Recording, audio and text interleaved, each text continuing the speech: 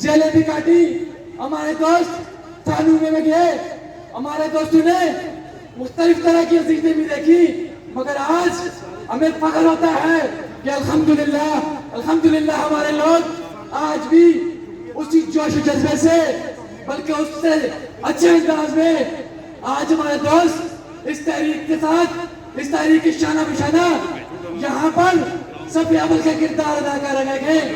मैं एक बार फिर मुजफ्फराबाद के तुलबा का, मुजफ्फराबाद की सिविल सोसाइटी का, मुजफ्फराबाद के ताजरों का, मुजफ्फराबाद के अंदर हर मुकातबे फिक्र के लोगों का शुक्रिया भी अदा करता हूँ और इन्हें मुबारकबाद भी पेश करता हूँ।